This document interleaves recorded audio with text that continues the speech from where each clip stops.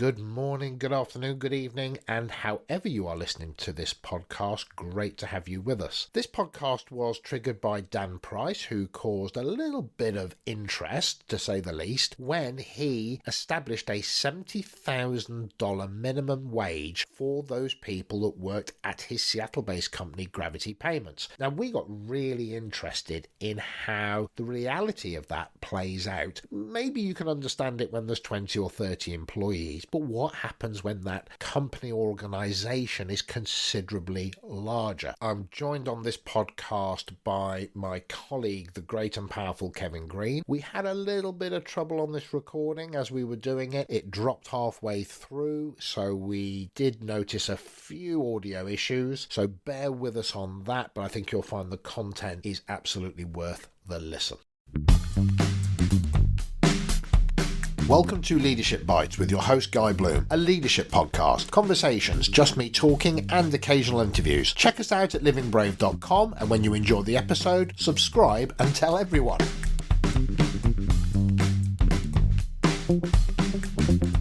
What we want to talk about is Dan Price, the CEO of a Seattle-based company he's got about 70 employees. He made the decision in 2015 to increase the minimum wage of every person in his employ up to $70,000, which in UK pounds is about the equivalent of £54,000. He reduced his own salary to enable that to happen. The question that we have is, did Dan Price do the right thing, which is different to did Dan Price do a good thing? And I think what that's really doing is bringing in this whole idea of somebody's worth and what certain organisations do pay in a society where poverty is a very abstract thing. Yeah. In terms of, might not be third world country poverty, but it's poverty in the context of hand to mouth, no money in savings, I'm 1 month away from being on the street if I don't have a job kind of poverty. Great point, because his firm is based in Seattle. And yes, it's expensive to live and work in Seattle. That's pretty intriguing, I think, this whole idea. And he's got 70 employees. I think you said he called him a lunatic or something along those lines. Yeah, Fox News announced him to be the lunatic of lunatics when they heard his move. Yeah, and we know that Fox News has a particular bias on its own opinion, but he did it with the intent of fairness. He had I think you'd said he'd gone for a hike, so you can talk about that for a second, and then I'd read something around, he'd read some research that said there was emotional anxiety for anybody that doesn't earn a certain amount in this world that we live in. So yes, people that are earning, let's say, $70,000 or that equivalency are suffering from an emotional anxiety about paying the bills. It's that hygiene factor, and it's the Maslow's pyramid of shelter, food, and it's just that base reality of that's what people really worry about. Yes. And so, yeah, you mentioned the hike. So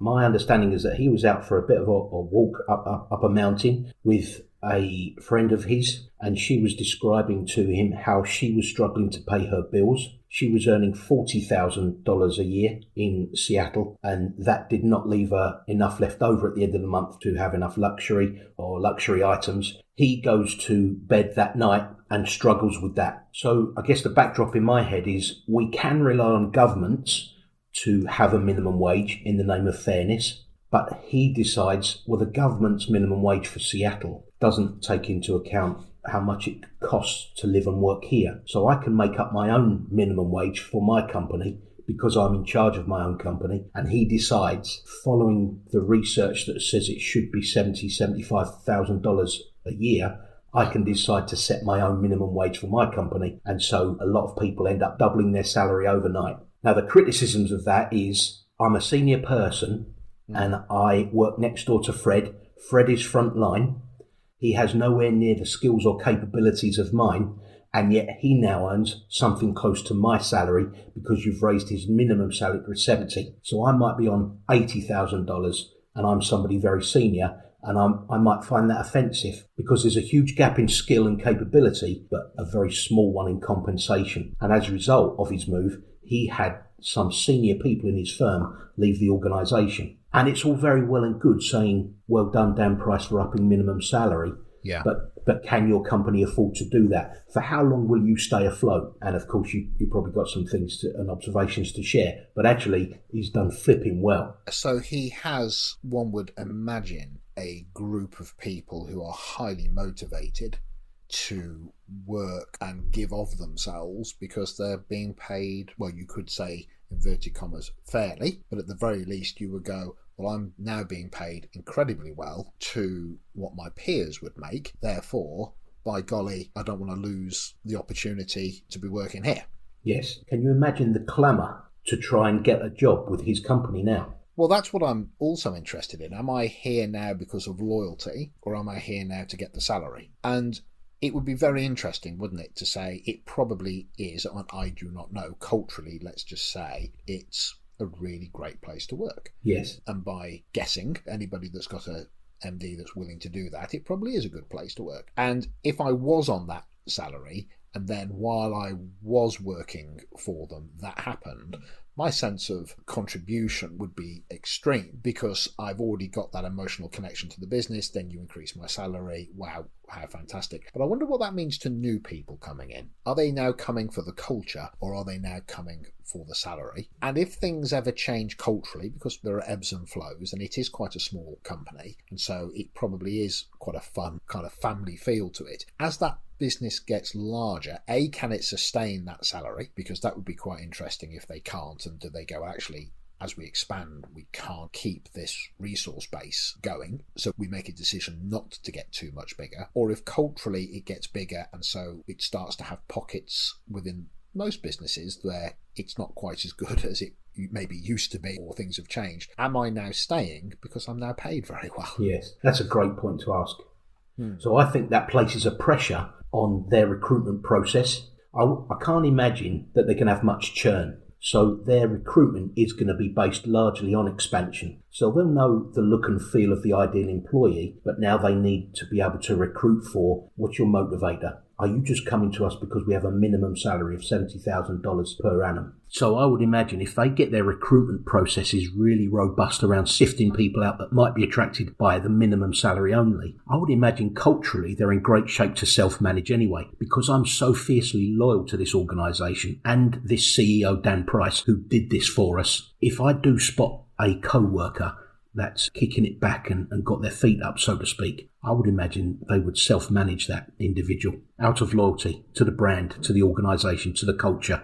And I think this is where it becomes quite aspirational as much as intellectual, as much as emotional. I imagine that there'll be people that emotionally are very connected to the organisation. I imagine that aspirationally we want to try and keep this organisation like this, where it's fair and we're all committed. And then at the same time, intellectually, it feels like the right thing to do. But are we going to be able to maintain this as we grow? Yes.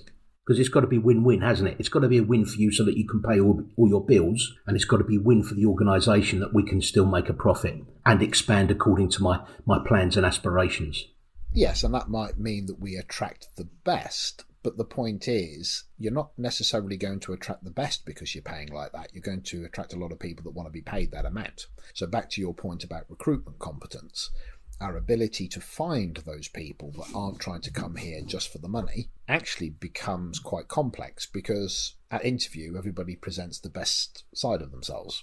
Yes. So there is a level of fairness to it which is laudable, but it comes with its own problems. Yes. Because it's an attractant for people that if I was on 40,000 and I could go somewhere else and get 53 or 70, depending on what currency we're using, I might like working there, but I might then go, I'm not paid that much and that's an awesome salary, so I'll do whatever I can to get that job there. Another thing that I just remembered actually was watching the JPMorgan Chase CEO, Jamie Dimon, who makes about $30 million a year. I've actually got it here, weirdly enough, in my book, which is April the 10th, US Congress, Financial Services Committee. Katie Porter, this is on YouTube, it's fantastic to watch. She's a law professor and an attorney, and she was interviewing Jamie Dimon. Now, this is a guy that is top of the tree in the financial industry. He's paid an inordinate amount of money, and he did something which was really interesting, which is basically not face into the questions that she was asking. And I'll just quickly read this out. She said to him, "You're an expert on financial statements. You run a $2.6 trillion company. So I just want to talk to you about family budgets and stuff like that." So she said, "I went to monster.com and I found a job in my hometown of Irvine at JPMorgan Chase, which is his company, the one that he runs. And it pays $16.50 an hour." And then she gets up a marker pen and she gets a whiteboard. And she said, "Just help me do the maths here." So she goes, $16.50 at 40 hours a week for 52 weeks of the year. That comes to $35,000.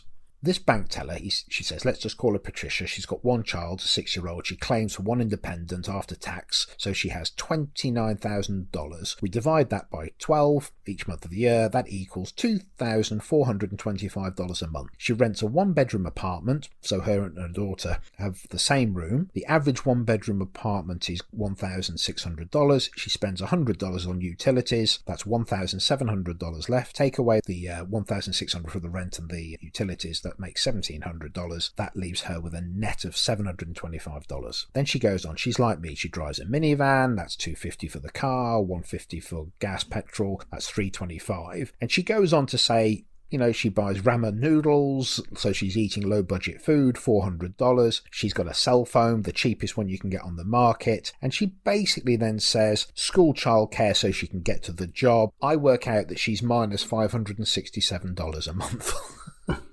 What are you going to do about that, Jamie? Well, she basically said, my question for you, Mr. Dimon, is how should she manage this budget shortfall while she is working full-time at your bank? Oh, I have to know the answer. Jamie Dimon says? Well, he says, I don't know. I'd have to think about that. And she says, would you recommend that she take out a JPMorgan Chase credit card and then run at an ongoing deficit? And his response was, I don't know. I have to think about that. Then she says, would you recommend that she have an overdraft at your bank and be charged overdraft fees? And he said, I don't know. I'd have to think about that. I'd love to call up and have a conversation about her financial affairs and see if we can be helpful. Then she says, well, see if you could find a way for her to live on less than the minimum wage as I've described. Would that be the point of your call? And he said, well, just to be helpful. So it goes on. If you watch it, it is one of the most powerful clips because what you have is a man who does have an answer but doesn't want to give it. I guess the whole thing about that incredibly uncomfortable interview, and again on YouTube, it only lasts about 8 minutes, but you are watching a man who has a huge amount of income, who probably, in fairness, never comes into these things, but he's not working harder probably than she is, but he has a skill that she doesn't and all these kind of things, so he knows how to run an organisation, but he's getting this immense salary. There's this individual who, by the looks of it, cannot live and at the very least save money and is probably running at a deficit, may or may not have to borrow money or get a second job or whatever it is to not be in debt. And I guess that's what this is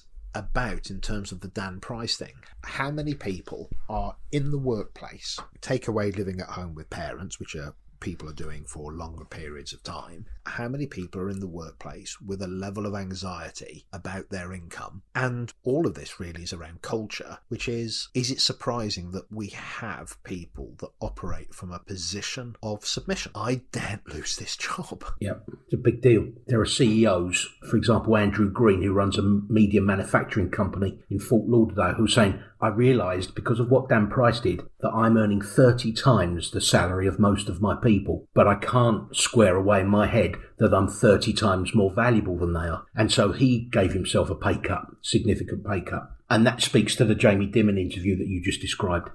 I suppose life isn't fair, right? We can go down that whole path of footballers are paid a certain amount of money, soccer players are paid a certain amount of money, and then you've got people who are doing jobs in the emergency services and they're paid paltry sums and they're saving lives for a living as opposed to kicking a football around a field. We understand that as much as we might like to click our fingers and make things true, the world isn't fair. However, what does Dan Price do? He says, I actually think there's something so significantly unfair that I want to do something about it. And you could argue that, yeah, you own the company, my friend, and the chances are when you come to sell it, you're going to do incredibly well at the back end. Yes.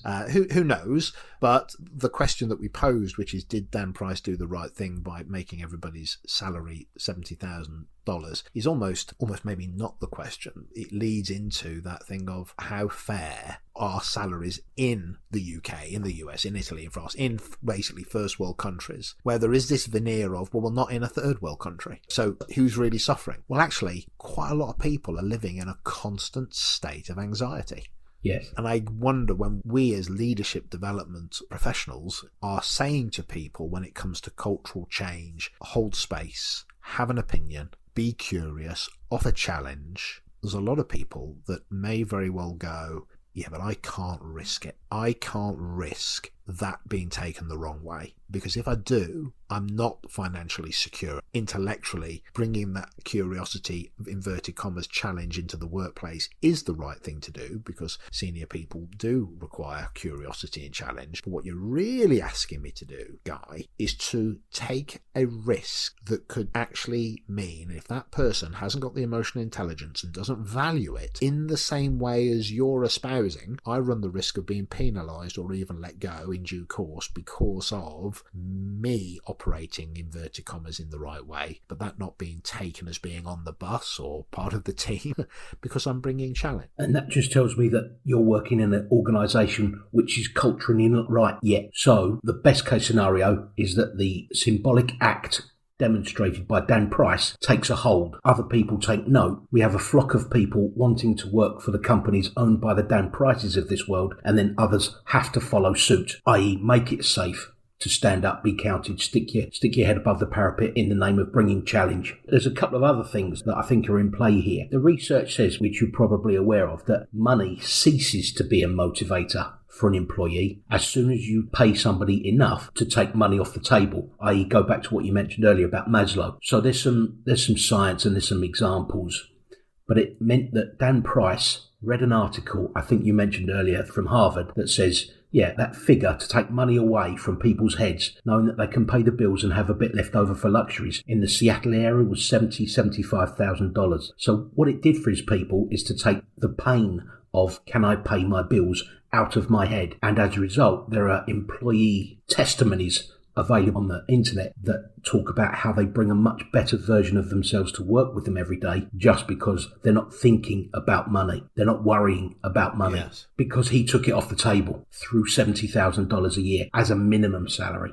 And I really buy into that with a caveat, which is he probably is a good guy. It probably is a good environment. It's a small-ish company, 70, 80 employees or whatever it is. So it's probably got that family feel. You know, I sort of mentioned that hypothesis a little bit earlier. When you pay me that money, I also think there are two types of people. People that will move towards or away from. Why do you do something? Well, you're moving towards something good, yes, or away from something bad. And some people will gravitate towards that and they will go, this is fantastic and how respected I am and the value I'm now prepared to bring. And so you will get the best of them. And that I'm sure is the majority. And then I imagine that there are people that will behave in the negative. I don't mean by being sabotorial, but by being that little bit more submissive, by being that little bit more willing to say yes to something, because they now look around and go, well, it is fantastic that I'm being paid that, but nobody else pays that. So if I lose my job here, I ain't going to get this anywhere else. So I bring the A-game version of me every day. Well, I think. Maybe. I bring the A-game version of myself to make sure that this company works. Or some people with me, I am risk averse to bringing that A-game version of myself, which isn't just about being positive and my willingness to contribute at a high level, but my willingness to bring challenge or to be anything other than an inverted commas team player. Because if I don't work here, I'm up the creek without a paddle because nobody else pays this kind of money. Now, I have absolutely no idea, but what I see is that people react to things not always the way that you would logically think they would. Yes. And so that's back on Dan Price to get the cultural feel of his place right as well. So yes. I'm going to pay you this as a minimum salary. It makes us a very attractive place to work because you are now financially very secure, but I still need your creative curiosity, and that includes challenge here at this place of work. Yes. So what I think I'm intrigued by is I don't think the inherent truths of what a culture is shift because of paying people the right amount of money. Yes.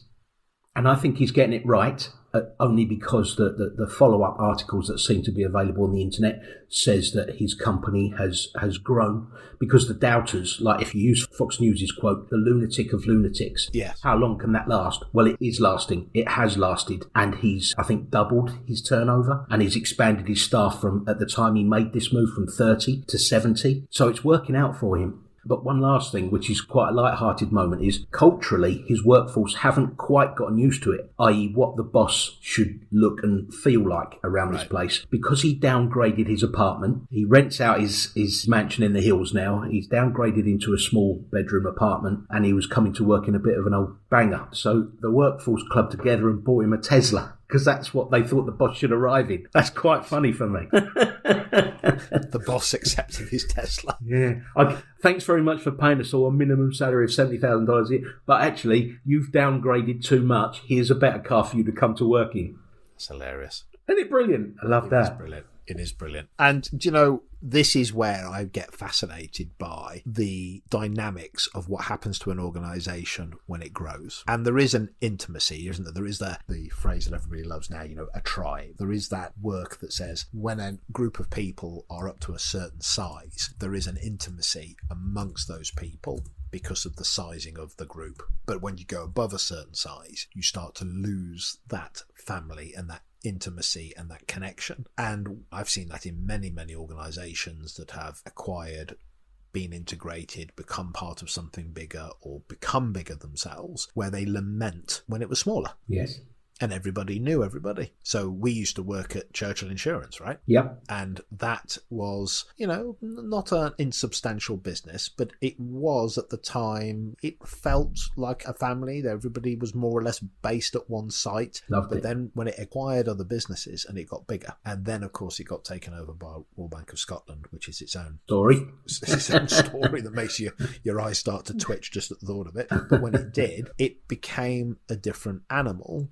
Predominantly, yes, because of the nature of the acquirer, but also predominantly because size changes the connection and the intimacy that people have. People, I think, joining an organisation start to shift from I've come here because I know somebody or I've heard it's a great place, through to I'm now attracted to it because it would look good on my CV, or I'm now attracted to it because I know it pays quite well, or I'm now attracted to it because there's a certain amount of learning I can get and I can use it, and because of the name of the company now I can use it as a stepping stone to another organisation. So there are people that might be invested emotionally in an organisation, and then as it gets bigger, there is a percentage of the people that quite legitimately are utilising it as part of a career path, and their relationship with it isn't the same. My story in and around the transitioning or the acquisition of Churchill by Royal Bank of Scotland was I realised 3-4 years after constant organisational restructures, I'd stopped celebrating surviving those operational restructures, and I'd stopped being grateful that I had a job, and I had to wake up one day and tell myself that I'd just started to pick up my very nice salary, but I was no longer bringing all of my intellect and all of my emotional engagement to the role, where I used to do that for years. I'd just started to pick up my very nice salary, and I thought that I owed Royal Bank of Scotland something more than that, and on this occasion that was to acknowledge that to myself and request voluntary redundancy, which happened. And I think you're not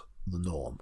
I've just called you not normal, so I think that's great, and I really do, and it's one of the reasons that you and I connect, is because whenever I'm with you, I do think I really do need to try harder at being a better human being. But I do recognise that I'm not quite as, I'd like to think that I am, and I do try, and maybe as I've got older and more financially secure, I've become more willing to stand my ground on a position, be it about social responsibility or ethics. But when I was younger and I didn't have the money and I didn't have the backing, and then you've got a family and you haven't got the financial security, it's a heck of a lot harder to hold ground on a position. And Guy, forgive me, the only reason I tell you that story is only to make the point that money will only go so far as a motivator. Yeah. And then it becomes far more than money. I was getting the money, but culturally I no longer felt an emotional fit with the place, and I owed an acknowledgement of that to my employer. So money will only motivate,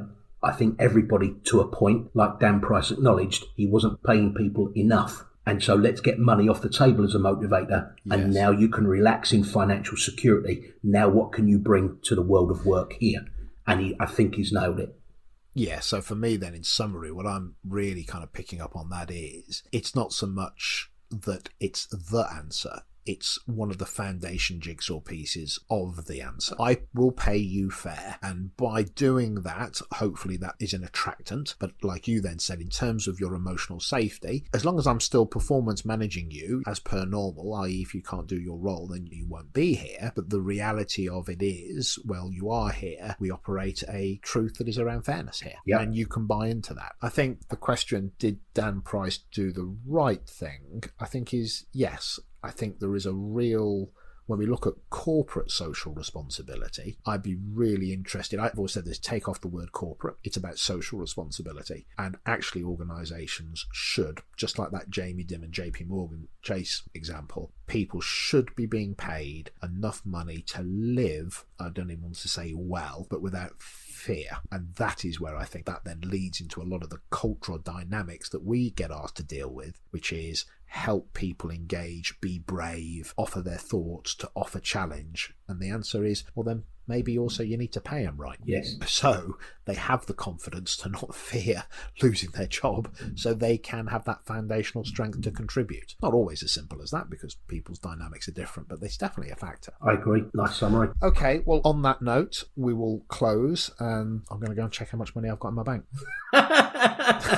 Did you have that written down, or did that just come to you? That's just come to me as a fashion. It's inspirational humour. Well done. And I'm going to check out that YouTube interview. Jamie Dimon, Catherine Porter. JPMorgan Price. It is absolutely outstanding.